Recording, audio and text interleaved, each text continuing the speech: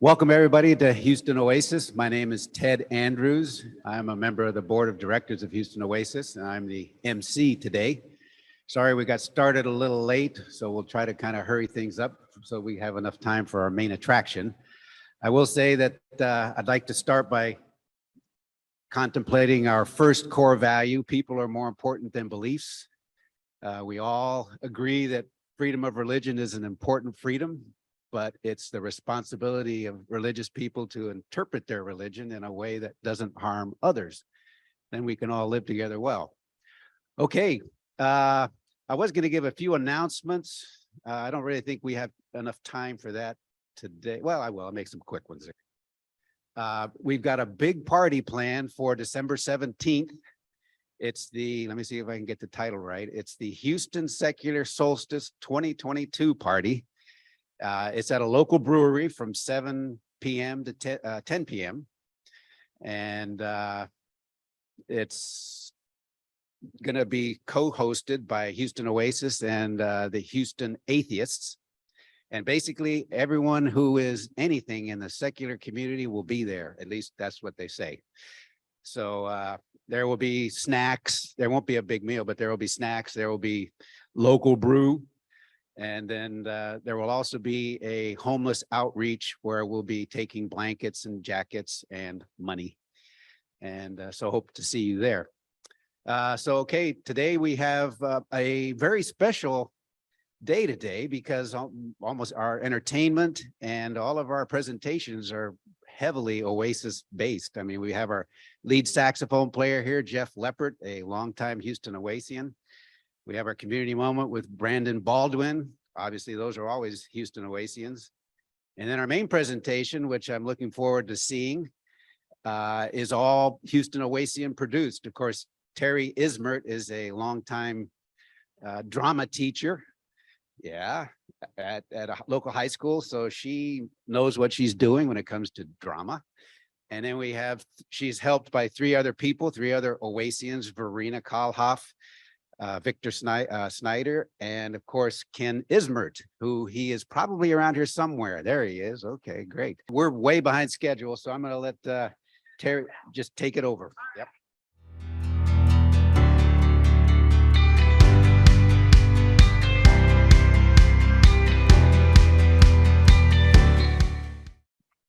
Hello, everyone, and good morning. And I'm so glad you guys are here. We have been getting ready for today for quite some time, and we're very excited to share with you some. Our plan today is to present a small selection of eclectic characters associated with the December holiday season in various areas across Northern Europe. We have and we're not offending anybody. We have a real German. Are you sure? Maybe a real German. Anyway, as religions spread across the globe, they have a tendency to incorporate and adapt already existing traditions. That appears to be much easier than completely erasing and replacing established customs. And so today we want to introduce you to and his sidekick. Come over here. They can't hear you. I can't say these words. Sankt Nikolaus And Knecht Ruprecht. Krampus. And after the coffee break, the 13 Yule lads. So without any further ado, Verena. All right. That actually worked. Technology is awesome. I'm going to go ahead and get started with Sankt Nikolaus und Knecht Ruprecht. Very much cherished childhood characters. Now, this December 6th holiday celebration is not a tradition celebrated all across Europe. And I was actually kind of surprised to find out where it was and wasn't celebrated. Even within Germany, there's very distinct regional differences. So since we don't have time to really get into all of the different variations, I'm only going to pretty much cover the way Sankt Nikolaus and Knecht Ruprecht were celebrated where I grew up. That is, pretty much drawing on my experience. And so in the evening of December 5th, we would go in, and depending on the family, we would either put out an empty plate like, just a metal plate, or a Nikolaus Stiefel, a large boot that was specifically designated for that day. The following morning, when we got up, the plates or the Stiefel would be filled with all sorts of sweets and nuts and cookies and fruit. I tried to resemble what my mom used to do for us, and I did a really poor job, so I'm probably not going to send her a picture of that. So if you behaved, you got a plate and a small gift. If you didn't behave, the sidekick, Knecht Ruprecht, would leave a lump of coal or a switch. You can, it may, yeah, you see what the other guy there is holding, like a rute, just some sticks that could be used to beat you. And in kindergarten, which for us was ages 3 to 6, and grade school, St. Nikolaus and Knecht Ruprecht would visit during the school day. And St. Nikolaus would always be very much dressed like a bishop, and would look into his golden book to seek your record and figure out whether you have been good or bad before giving you a present. The pear is also a really common feature across town festivities and like event markets, which I really, really miss here in the US. You need to get on that. And then when they show up, St. Nikolaus would often ride in on a horse and very much be welcomed by large crowds. Now, so the historical St. Nikolaus, it was the Bishop of Myra, has many miracles associated with him, such as saving children from being pickled and eaten, I kid you not, to exonerating wrongfully convicted men, and other tales with or without historical support. The story I most remember being told about St. Nicholas is the following. During the Great Famine that Myra experienced in 311 to 312, a ship was in the port at anchor loaded with wheat for the emperor in Constantinople. Nikolaus invited the sailors to unload a part of the grain to help in the time of need. The sailors at first disliked the request because the wheat had weighted accurately and delivered to the emperor. Only when Nikolaus promised them that they would not suffer any losses for their consideration, the sailors agreed. And indeed, as they were unloading the wheat, the ship did not, as it would be expected, rise out of the water as weight was removed. They were very much surprised that there was no loss in weight of the wheat, yet it was enough for Myra to feed their population for 2 full years and could even be used for sowing out. As for the historical Knecht Ruprecht, who knows? There are many conflicting stories, as should be expected in oral tradition. He has little to do with the historical Nikolaus, Bishop of Myra, but rather seems to be a later addition to complete the good cop, bad cop kind of setup, representing the devil, a lowly farmhand, or a servant. I guess nobody really wanted to sit with the fellow and figure it out. In any case, in case you're wondering, German kids also get a larger set of gifts, as at least in my family, the same plate of sweets, nuts, and candies and cookies on Christmas Day. Well, we actually do our gift exchange on December 24th, Christmas Eve, and that is traditional from what I know across Germany. St. Nikolaus, who visited us on December 6th, very much appears to, however, be the foundation of Santa Claus, who we associate with December 25th here. Growing up, I used to be told that the Christkind, Christ child, would bring the gifts on December 24th. But frankly, now that I'm thinking about it, it doesn't really make a whole lot of sense when you really try to think it through. And so my conclusions are: A, the adults didn't get their story straight. B, I, as a child, really didn't want to question them because I wanted that candy and the gifts. And C, we may actually be watching traditions evolving as they have been doing over human history. Now, family lore, as told by my mother yesterday morning when I told her I was going to be talking about St. Nikolaus and Knecht Ruprecht today, was that Knecht Ruprecht used to be a lot scarier. When my mom was a small child, her parents would have St. Nikolaus and Knecht Ruprecht show up at their house.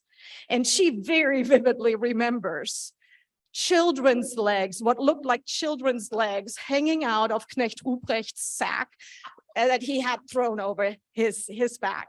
And that is actually kind of reminiscent of another Yes. Yeah. Okay. So this Knecht Ruprecht from a few decades ago kind of looks like this fellow here, Krampus, and Ken is going to be telling us a little bit more about Krampus.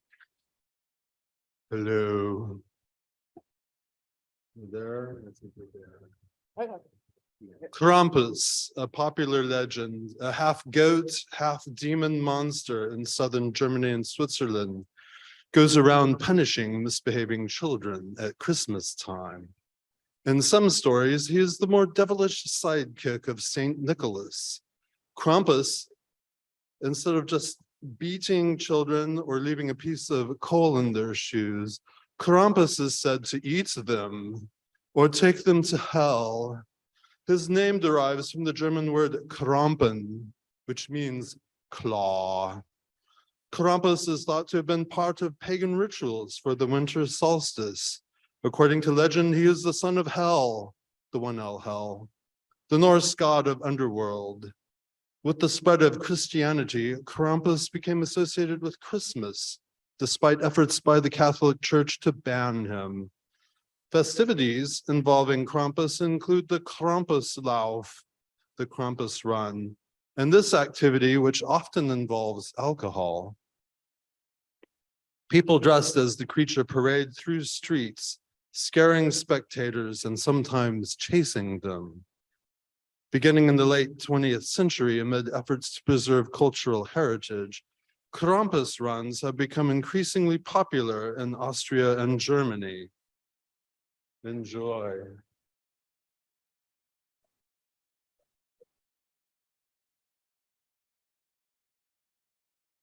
Let's see if we can pull up this beauty.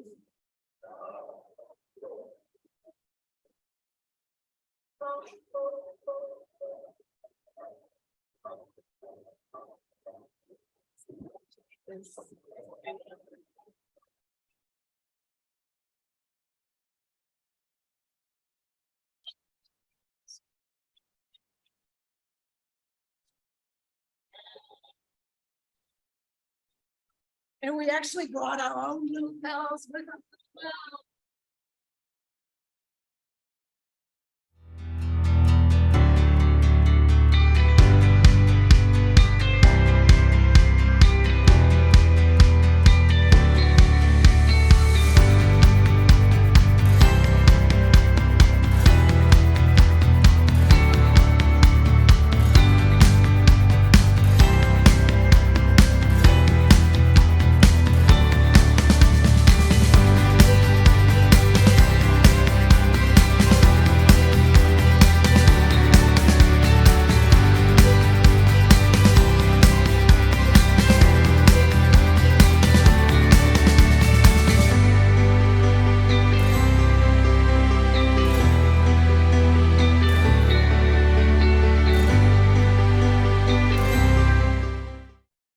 Everybody. Hi. I'm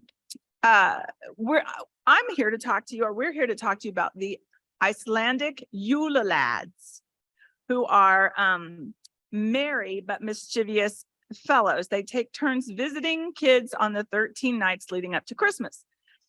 And Ken introduced me to the Jula lads, and we've spent a lot of time getting to know them, and they're quite adorable-ish. Children place one of their shoes on the windowsill. For good boys and girls, the Jula lads will leave candy. If not, the Jula lads are not subtle in expressing their disapproval. They will fill the shoe with rotting potatoes. We know how that smells. All right, don't think well-behaved Icelandic kids have a sweet deal all around. However, they may enjoy the 13 Santa Claus-like visits, but they do also have to contend with their mother, a creature called Grilla, who comes down from the mountain on Christmas and boils naughty children alive. The stuff of good dreams. Their father, who's a loser, and a giant bloodthirsty black kitty called the Christmas cat that prowls around on the country on Christmas Eve and eats anyone who is not wearing at least one new piece of clothing. All right, apparently the Yule lads used to be a lot creepier than they are today. But in 1746, parents were officially banned from tormenting their kids with monster stories about them. Today, they're mostly benign, save for the harmless tricks they like to play. Like Snow White's 7 dwarfs, each of the Eula lads has its own distinct personality. Their names, however, remained a point of much interpretation and debate until recently. As this poem, written in 1932, gives us the contemporary members of the Eula lads. Today, the National Museum of Iceland describes them as the SHEEP-COTE-CLOD. He tries to suckle ewes in farmers' sheep sheds. And the poem is, the first of them was SHEEP-COTE-CLOD. He came as stiff as wood to prey upon the farmer as far as he could. He wished to suck the ewes, but it was no accident. He couldn't. He had stiff knees, not too convenient. The second is the GULLY-GAWK. He steals foam from buckets of cow's milk. The second was the GULLY-GAWK. Gray his head and mane. He snuck into the cow bar from his craggy ravine. Hiding in the stalls, he would steal the milk while the milkmaid gave the cowherd a meaningful smile. It's translated. Stubby is number 3. He's short and steals food from frying pans. Stubby was the third, called a stunted little man who watched for every chance to whisk off a pan and scurrying away with bits that stuck to the bottom and the brims, his favorites. These guys are just into a lot of trouble over Christmas. All right. Spoon licker. He licks spoons. The fourth was a spoon licker. Like spindle, he was thin. He felt himself in clover when the cook wasn't in. Then stepping up, he grappled the stirring spoon, holding it with both hands, for it was slippery. Pot scraper, aka the pot licker. He steals unwashed pots and pans and licks them clean. Pot scraper, the fifth one, was a funny sort of chap. When kids were given scrapings, he'd come to the door and tap, and they would rush to see if there really was a guest. Then he hurried to the pot and had a scraping fest. Bowl licker. He steals bowls of food from under the bed. See, back in the old days, the Icelanders used to sometimes store bowls of food there, convenient for midnight snacking. Bowl licker, the sixth one, was shockingly ill-bred. From underneath the bedsteads, he stuck his ugly head. And then when the bowls were left to be licked by dog or cat, he snatched them for himself. He sure was good at that. The door slammer. We probably all know this Icelandic Yule lad, the door slammer. He stomps around and slams doors, keeping everyone awake. The seventh was door slammer, a sorry, vulgar chap. When people in the twilight would take a little nap, he was happy as a lark with the havoc he could wreak, slamming doors and hearing the hinges on them squeak and crack. Then the SKYR-GOBBLER. He eats up all the Icelandic yogurt, the skyr. SKYR-GOBBLER the eighth was an awful stupid bloke. He lambasted the skyr tub till the lid on it broke. Then he stood there gobbling. His greed was well known. Until about to burst, he would bleat, howl, and groan. The sausage swiper. He loves stolen sausages. The ninth was the sausage swiper, a shifty pilferer. He climbed up to the rafters and raided food from there. Sitting on a crossbeam in soot and in smoke, he fed himself on sausage, fit for gentlefolk. The window peeper, this is the creepy one, y'all. This is a really creepy one. They even refer to him as a little pervy. He likes to creep outside windows and sometimes steals the stuff he sees inside. The 10th was window peeper, a weird little twit who stepped up to the window and stole a peek through it. And whatever was inside to which his eye was drawn, he most likely attempted to take later on. The door sniffer. He has a huge nose and an insatiable appetite for stolen baked goods. No. 11th was the door sniffer, a doltish lad and gross. He never got a cold, yet he had a huge sensitive nose. He caught the scent of lace bread while leagues away still, and ran toward it weightless, as if wind over dale and hill. The meat hook. He snatches up any meat left out, especially smoked lamb. Meat Hook, the 12th one, his talent would display as soon as he arrived on St. Thorlak's Day. He snagged himself a morsel of meat of any sort, and although his hook at times seemed a tiny bit short. And our last one, the candle beggar. He steals candles, which used to be sought after items in Iceland. The 13th was candle beggar. 'Twas cold, I believe. If he was not the last of the lot on Christmas Eve, he trailed after the little ones who, like happy sprites, ran about the farm, with their fine tallow lights. And so they would all come, and that would get us to the 24th of December. And so that's the Icelandic Yule lads, and they are very sweet-ish now, but they were very frightening before. So we've come to the end of our time with you guys today. We wish you the best holiday season and a happy and prosperous 2023. Watch out for Krampus. He comes tomorrow night. Thank you. So today I'm going to talk about how cryptocurrency might change the world. And I used might, I picked that word very carefully because cryptocurrency could entirely fail still at this point. Let me make sure I got the mouse in the right spot. Okay, so I'm not here to give you financial advice. I'm not here to get anyone to invest in cryptocurrency. I'm here to try to educate you so you understand what it is a little bit more and what it's been doing in the world and what it might do in the future.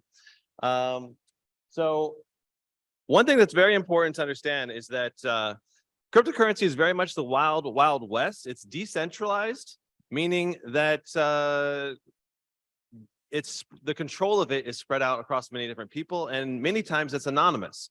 So scammers target cryptocurrencies, they create cryptocurrencies, they create tons and tons of fake ones. So if anyone does decide to invest in cryptocurrency, you either want to pick an established crypto like Bitcoin or Ethereum, where you know who's behind it. That's a very decentralized, vetted project, or you really do a lot of research in these new projects that pop up, because those are typically almost always scams. So you got to be very careful when you invest in cryptocurrency, and either have a financial advisor or do lots of research yourself to understand what you're getting into. So a lot of this comes down to lack of regulation and lack of prosecution of criminals, because it's a lot of it's anonymous, so it's hard to prosecute these criminals. You know, maybe the people getting scammed are in America, and the people that took the money are in another foreign country.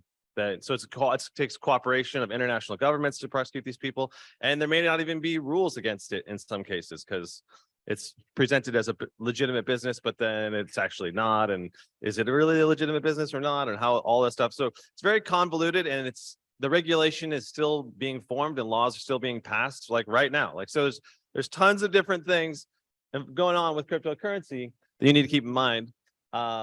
But today I'm just going to try to answer some questions about like what it is, what it's been used for, what it might be used for in the future. So how has crypto already changed the world? Well, in Ukraine, the people fleeing from Ukraine, if you had your money in the Ukrainian banks, the ATMs were frozen. There was a bank run when Russia was invading, and you had to get out of your town that day because Russian tanks were barreling down on your city. You wouldn't have had access to your money. And so there's people who had their money in crypto and were able to leave the country right away and access it in other countries when they fled. So it provides an international banking service, essentially, or a store of value to be able to access funds in times of trouble.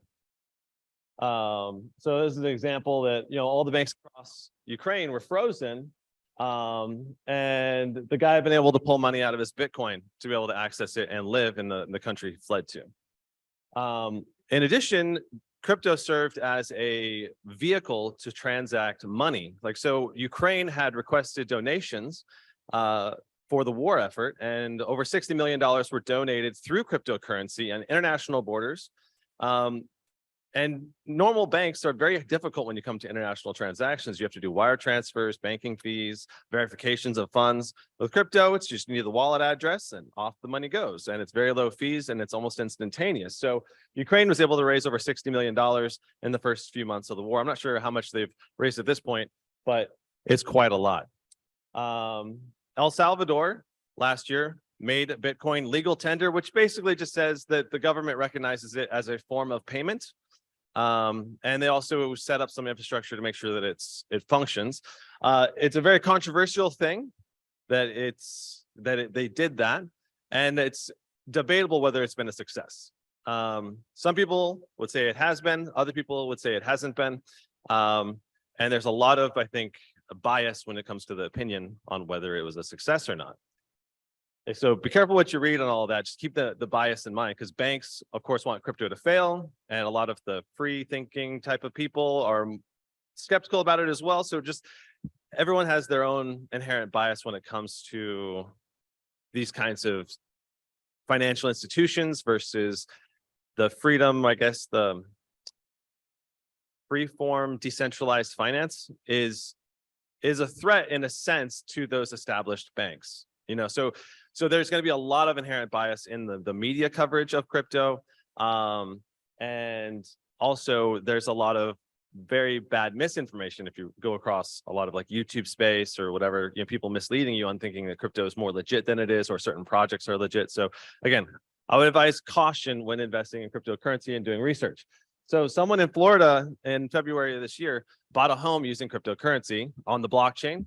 And again, there's another one in October this year. And basically what they did to do this home transaction, they set up an LLC that controlled the asset ownership of the home. And that LLC recognizes whoever owns this house on the blockchain is the one who really owns it. So whoever has that asset on the blockchain owns the home. So you want to sell the home to someone else, you just transfer the asset on the cryptocurrency blockchain. Now they've got the house, and the LLC is responsible to do all the government paperwork to transfer the official documents over to that person. So pretty interesting.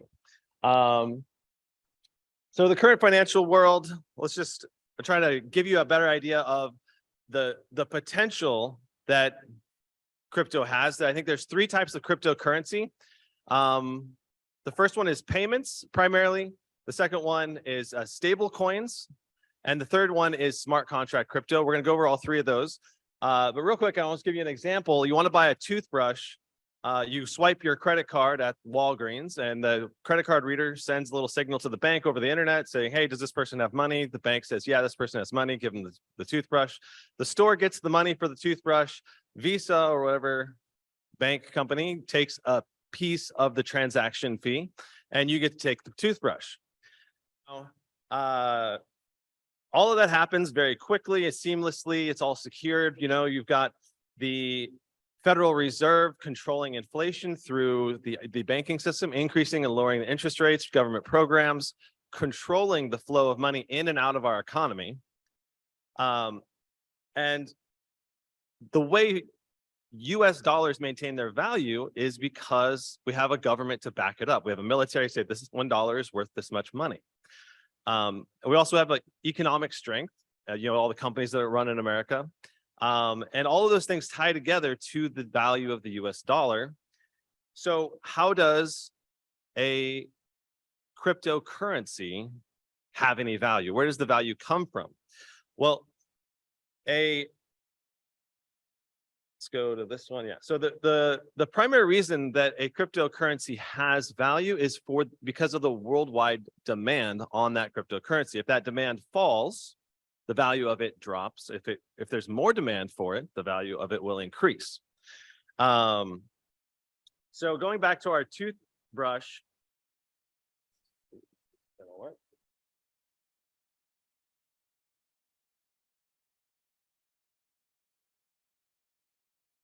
Okay. So going back to our toothbrush example, let's see. These are out of order now. Okay, so you want to buy a toothbrush at a store, right? Using cryptocurrency. The way it would work, you access the crypto app on your phone. You scan a QR code that gives you the wallet address of the store. You initiate $5 transaction to pay to the store. And it only takes a few seconds, and it's almost no fees now in crypto to pay that store.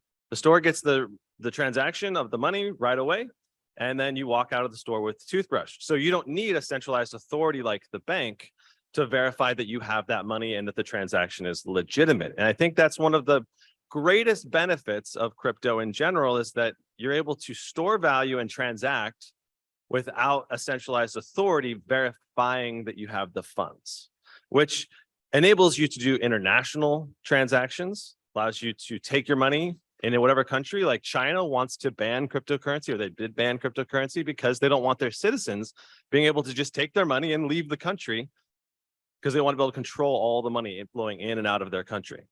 So that's another example. So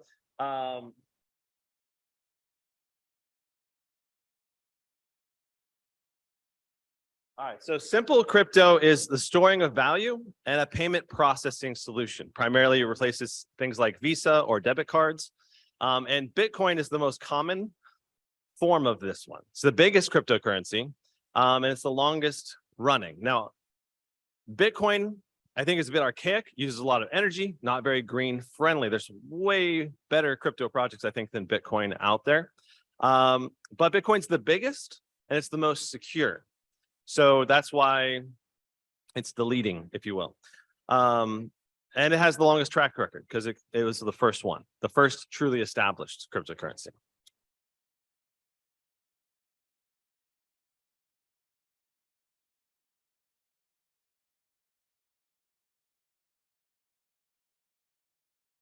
Now, the second type of cryptocurrency I want to talk about is stable coins. So stable coins are a form of cryptocurrency that are pegged to a government currency like the US dollar, the Chinese dollar, the Japanese dollar.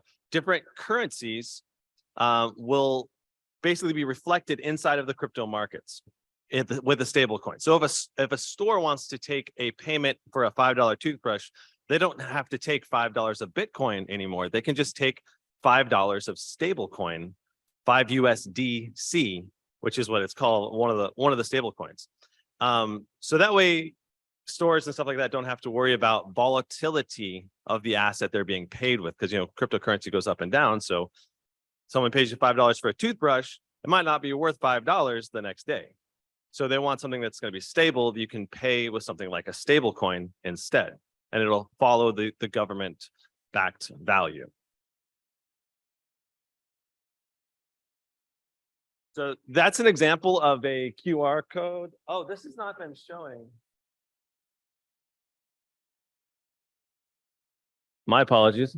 The screen on the laptop is not the one that's on the projector.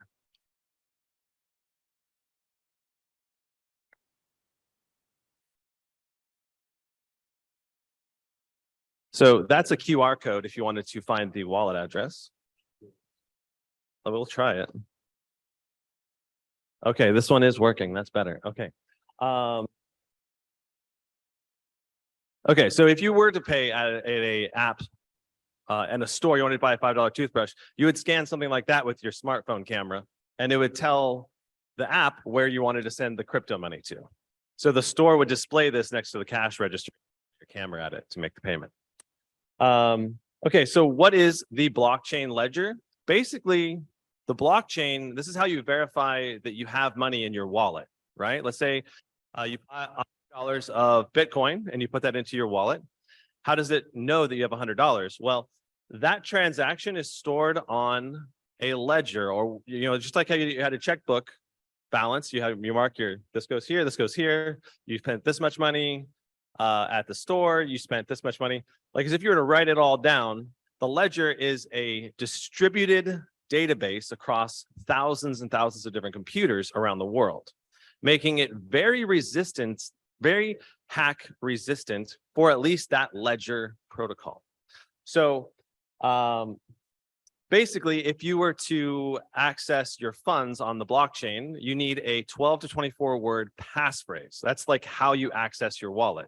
Whoever has access to that 12 to 24 word passphrase controls all of the money in it. So some people have lost hundreds of millions of dollars because they lost their passphrase.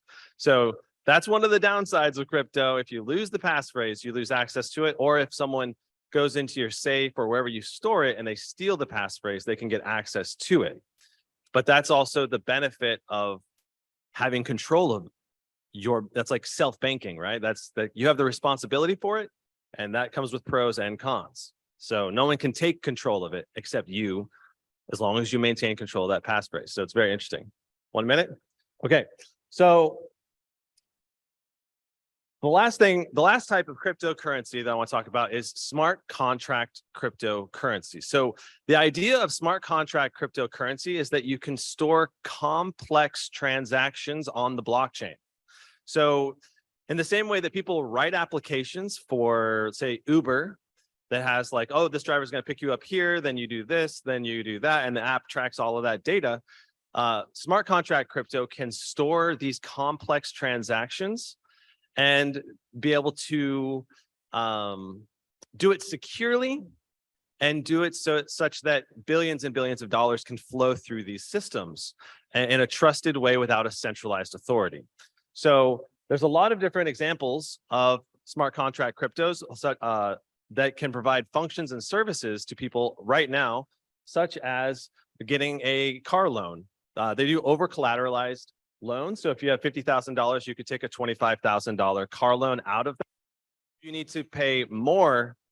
You need to hold more cryptocurrency than you're actually taking the loan for. And then if you ever default on the loan, don't make your payments, they take the full amount from you. So it's a way to extend your money. It's an interesting loaning system that's apart from a centralized authority, again, like a bank. Then there's digital asset ownership. So this smart contract cryptocurrency can be used to hold digital assets like artwork, in-game assets, movie tickets, concert tickets. Think of any type of thing on your smartphone. It could be a digital collectible, and it can be used to verify that you own that thing. So this is a game where you collect creatures. There's a game where you have different heroes, different pieces of artwork. Those are some of the more common types of crypto asset ownership today. Now, the last page, we're gonna have to jump to this guy, is what does the future of cryptocurrency look like? Well, if user adoption continues to increase, if more people continue to use it, then the value of the cryptocurrency will probably continue to go up, assuming that more users continue to use it. Of course, user adoption could fall off a cliff and cryptocurrency could just fade away into nothing. But if new applications for the cryptocurrency come out, and I believe that eventually everything will be done so seamlessly that you won't need that 12 to 24 word passphrase anymore, and people will be using cryptocurrency without even realizing that they're using it. It'll be the back end for the safety of the money behind the application, and they'll do transactions with it, and they'll just be using their username and login to do those transactions. And in the end, I think crypto will be adopted primarily because it's a cheaper financial system than the existing one, where you have to say pay Visa 3-5% of each transaction. In cryptocurrency, there's no 3 to 5% being taken out for each transaction. So there's a lot of financial motivation to switch to it and to adopt it. But there's no guarantees, like I said, and it could totally entirely fail. So that's why I think it's all very interesting. I hope this helped answer some questions, and also I'm sure it brought up a lot of other questions. So that's it for the presentation for today. Thank you guys so much. Hey, folks, this is the time when I usually ask you to drop a little money in the hat back there, but believe it or not, I'm not going to do that today. Another way you can support Houston Oasis is either we're trying to have a green coffee cup process here at Houston Oasis. Right now, unfortunately, we're using styrofoam cups because it's pretty hard to find green coffee cups that are reusable and stuff. Oops. So don't do that. Don't do that. Sorry. So yeah, don't do that. That's what you don't do.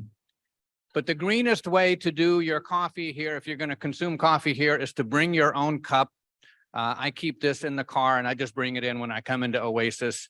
If you don't want to do that, or you can't remember to do that, we do now have, and I know they're absurdly small. I was going to get the thimble size, but I decided to go big and get this size here. So these are totally compostable, unlike most hot cups. You can find compostable or green cold cups, but it's pretty hard to find disposable hot cups. And I didn't realize how small they were when I ordered them. So I'm going to get a larger size, but if you can refill your coffee cups, we have these over here instead of using the styrofoam. And then I'll get a larger size for the next one. And then I will collect these. They have, like many hot cups, they have a plastic lining, but it's plastic made from corn. So it's totally compostable and biodegradable, compostable or biodegradable, because they're different. And there's a place close to my house where I can collect all of the used green coffee cups, and I will personally take them there and make sure that they get composted. So we're going to have a green coffee cup process here. Again, this is the greenest way to do it, but don't spill it on the computer. And then, or you can use the compostable coffee cups that we're going to have here, including larger ones in the future. So thank you.